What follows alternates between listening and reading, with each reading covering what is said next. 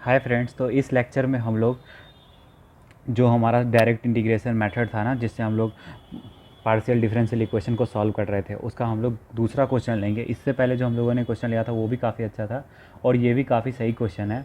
और जो एग्ज़ाम्स वगैरह होते हैं यूनिवर्सिटी वगैरह के या कॉलेज के, उसमें एग्जैक्टली इसी तरह से पूछता है और आपको वही मेथड लगाना है जो मैंने क्वेश्चन नंबर 1 में बताया है। एग्जैक्टली वही सेम मेथड लगाना है और उसको लगाते ही आपका कैसा भी क्वेश्चन हो वही सेम मेथड लगाओ, आपका एकदम सही आंसर आ जाना है और बहुत जल्दी आंसर आ जाएगा। काफ़ी इजी है, तो आराम से इसको करते हैं और देखते हैं इसका सॉल्यूशन। ठीक है, तो देखो ये हमारा क्वेश्चन है और क्वेश्चन कह रहा है हमारा कि इस बार क्या है, x के रिस्पेक्ट में 2 बार पार्शियल डिफरेंशिएशन हुआ है और y के रिस्पेक्ट में 1 बार पार्शियल डिफरेंशिएशन हुआ है और हमारा इस बार ये टर्म है। ठीक है, तो अब इसको क्या करना है, इसमें से डेल हटाना है। तो अब आप लोगों को समझ में आ गया होगा कि 2 बार x के रिस्पेक्ट में इंटीग्रेशन करेंगे और 1 बार y के रिस्पेक्ट में इंटीग्रेशन करेंगे। ठीक है, तो देखो यहाँ पे मैं सॉल्यूशन लिख रहा हूँ।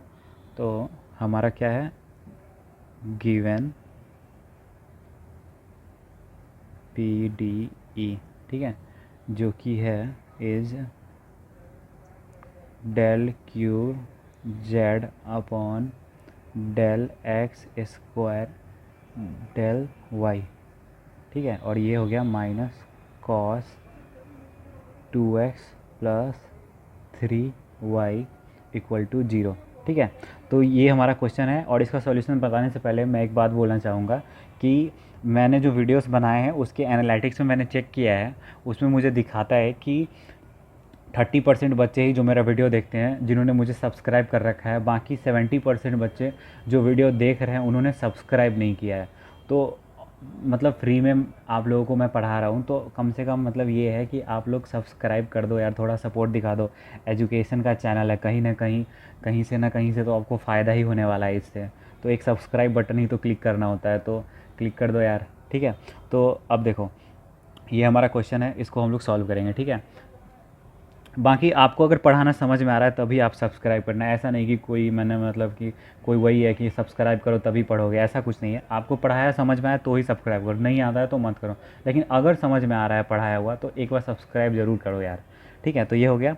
अब इसको हम लोग सॉल्व करते हैं इस क्वेश्चन को। ठीक है, तो अब एक काम करते हैं, ये जो निगेटिव वाला टर्म है उसको उस तरफ भेज देते हैं, और क्योंकि 2 टर्म है, एक को इस तरफ रखते हैं और एक को इस तरफ रखते हैं, तो इससे क्या हो जाएगा ना, जल्दी सॉल्व कर लेंगे हम लोग। तो del cube z upon del x square del y. पूरा मॉड्यूल अगर आपको देखना हो तो आप नीचे प्लेलिस्ट में जाके क्लिक करके पूरा मॉड्यूल के वीडियोस को आप वहाँ से एक्सप्लोर कर सकते हो। ठीक है, तो ये हो गया हमारा। अब यहाँ पे देखो सीन क्या है, अब हमारा डबल मतलब पार्शियल डिफरेंशिएशन था। तो अब क्या करेंगे हम लोग, अब अगला स्टेप आप लोगों को पता ही है कि इंटीग्रेशन करना है हम लोगों को। तो इंटीग्रेशन करते हैं हम लोग विथ रिस्पेक्ट टू एक्स। तो integrating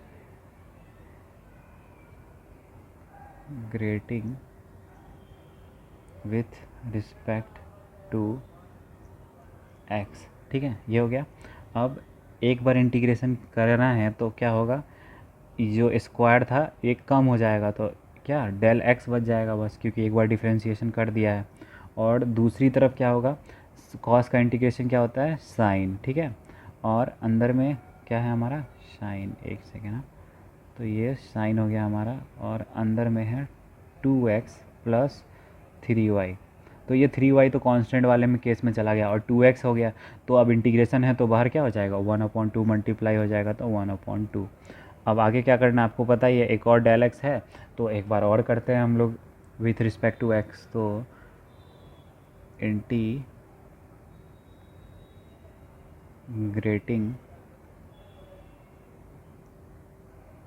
with respect to x, एक बार और कर दिया। ठीक है, तो अब क्या बचेगा, ये डेल एक्स भी गायब हो जाएगा और ऊपर में एक कम हो जाएगा, तो del z upon del y रह गया। ठीक है, अब ये इक्वल टू क्या हो गया, तो साइन का इंटीग्रेशन होता है माइनस कॉस। ठीक है, तो 1/2 तो पहले से ही था और साइन का इंटीग्रेशन हो गया माइनस कॉस, और अंदर में 2x प्लस 3y तो रहेगा, लेकिन जब चेन रूल लगाएंगे तो 2x का एक बार और 1/2 बाहर आ जाएगा। ठीक है, तो ये एक बार और 1/2 बाहर आ गया हमारा।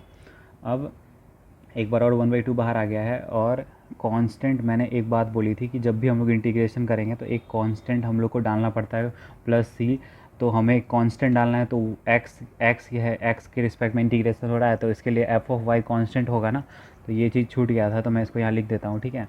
अब एफ ऑफ वाई इसका इंटीग्रेशन एक्स के रिस्पेक्ट में, तो ये कांस्टेंट है, तो मैंने लास्ट क्वेश्चन में बताया था आपको सेम कि एक एक्स्ट्रा एक्स आ जाएगा, और मैंने बताया था कि इंटीग्रेशन ऑफ वन तो क्या होता है वो एक्स आ जाता है, तो वन भी तो कांस्टेंट है और ये भी कांस्टेंट है, तो एक एक्स्ट्रा एक्स आ जाता है, बाकी सब सेम रहता है, तो हमारा एक एक्स्ट्रा एक्स आ गया और ये एफ ऑफ वाई वैसा ही रह गया, ठीक है।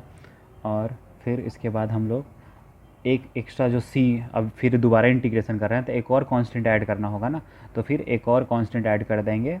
अब इस बार एक बार एफ ऑफ वाई कर दिए हैं तो एक बार जी ऑफ वाई कर देते हैं, ये कर दिया। अब ये करने के बाद अब 1/2 को मल्टीप्लाई कर दो तो माइनस तो था ही, -1/4 आ गया, और ये हो गया हमारा cos 2x प्लस 3y और फिर plus x f of y plus g y, ऐसा कुछ आएगा, ठीक है। अब इसके बाद आप लोगों को पता है कि क्या स्टेप करना है। अब हम लोग को यहाँ साफ साफ दिख रहा है कि सिर्फ एक y बच गया है, डेल वाई, तो क्या करते हैं हम लोग एक बार y के रिस्पेक्ट में इंटीग्रेशन करके इस y को भी नीचे को गायब कर देते हैं, तो